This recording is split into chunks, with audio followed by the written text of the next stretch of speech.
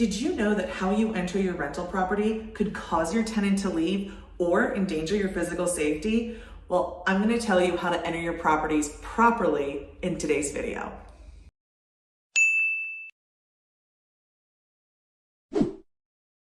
I'm Jennifer Rulin's landlord, educator, advocate, and broker at One Focus Property Management. The topic of entering rental properties is one that I talk about all the time because we're always training new employees here at One Focus, but it's something that I sometimes talk to property owners about and I realize they just have no idea. They don't have the same experience we do. And I'll start off by saying, typically when I bring up this topic, investors will tell me, well, I just carry a weapon. I carry a gun, and that makes me safe. And I'm going to tell you today, if that is your belief, then you have not been in enough of these situations to know how they go and know what's right. I'm going to encourage you, please take your gun if that makes you feel happy, and if you have that license, wonderful. But these techniques are designed to make sure that you don't ever have the reason to use that weapon, or if you do, that situation is much more in hand than it would be if you didn't use these tips. So there are three situations you're expecting when you come to a rental property door. So one is that the tenant is home and that they're expecting you. So they think that you're coming, you see their car in their driveway, maybe their kids are playing in the front lawn. This is a pretty typical scenario. Another scenario might be that you're going to an occupied property, the tenant does occupy it, but they're not expected to be home, or you don't think that they're going to be home.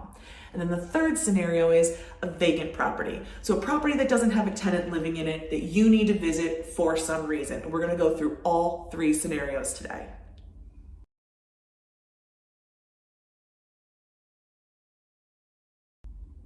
Scenario one, that the tenant is home and you expect them to be home and you're an expected visitor.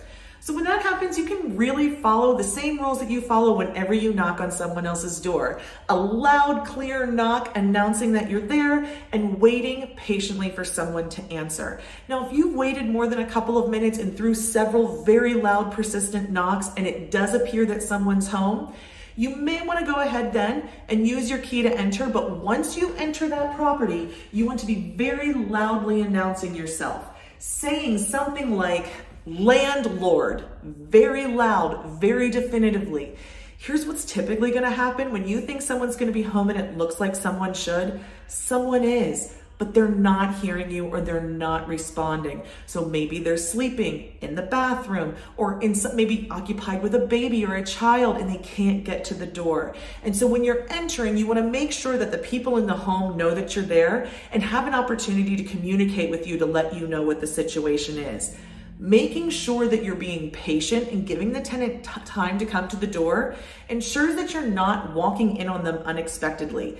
It is situations like this when you find a tenant who's not completely clothed, who maybe is in the midst of something they didn't want to be disturbed doing, or just they simply forgot you were coming and you came into the house a little prematurely. Those are things that'll make a tenant feel really ill at ease. And I've seen many cases where that's made a tenant make a decision to change housing.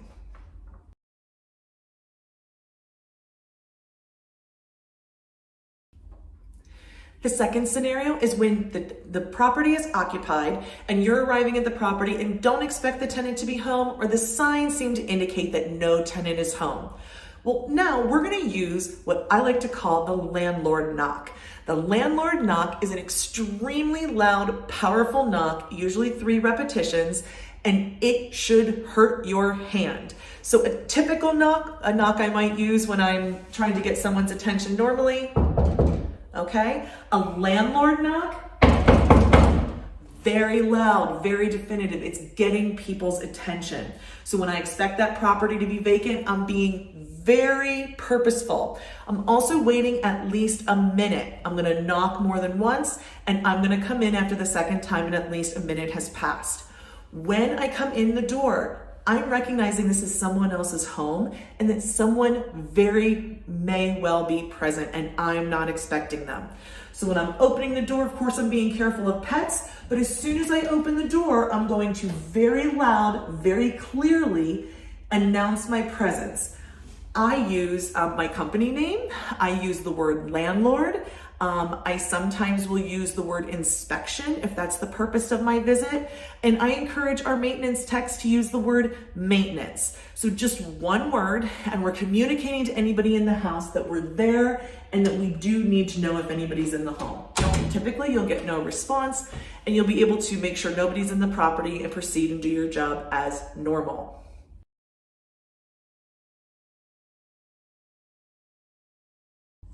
The third scenario, the one that honestly has the most stories for me personally, is the one where you're going to a property that you expect to be vacant, and it should be vacant. So you might be going there to do work on the property, to perhaps show it to a prospective tenant, to do any number of things.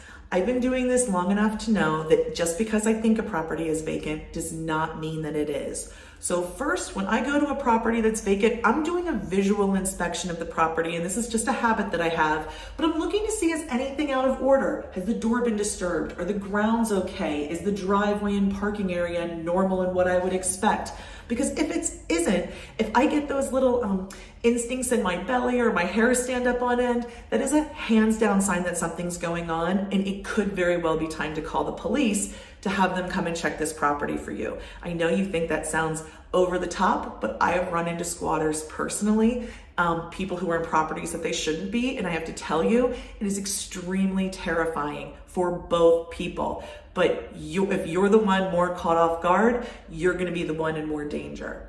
So when I approach a vacant property, I'm gonna use that same landlord knock I showed you before. I'm gonna be doing a lot of knocking in a day. I'll bring a device, a block, something like that helps save my knuckles. So I'll knock very loudly. Now I won't wait the full minute because I don't see a reason to. So I'll knock loudly, key my way into the property. And the very first thing I'm saying is landlord or something intimidating. I do not say, hello, is anybody here? No, we don't do that. Instead, if you've ever been in this position, you can understand this, but I'm trying to teach people who probably haven't been. When you enter into a property and somebody's in there and they hear you coming, you want them to feel like you're the aggressor. You want them to feel like you're the one who's in charge.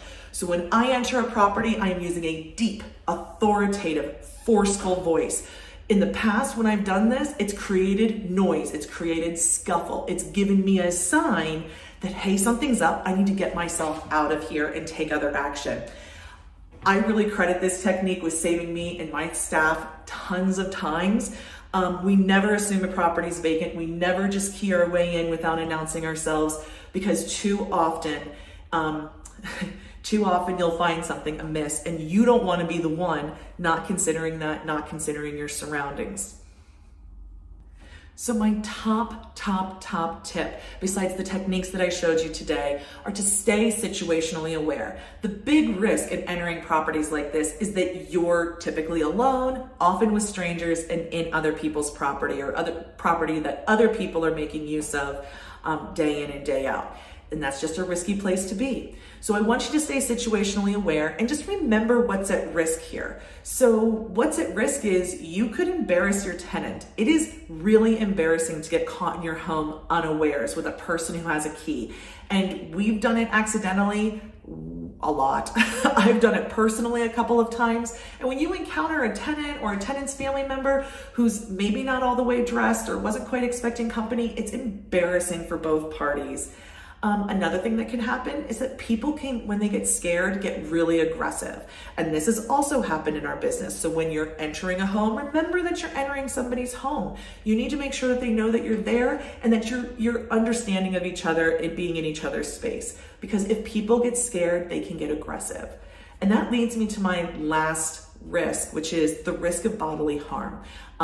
And that comes a lot more in this business than people think about. If you haven't encountered the kind of dangers that come up in consistently entering properties where other people are living or where they're not living, then you just don't understand that danger, and staying situationally aware will help train you to be more prepared for that day in and day out. I really hope you take something from this video and it changes the way you enter your rental properties. Please let me know what you think. If you've got additional tips or if you think I've missed the mark somewhere, let me know in the comments. I hope you'll like and subscribe to our channel and follow us on Facebook as well. Have a great day.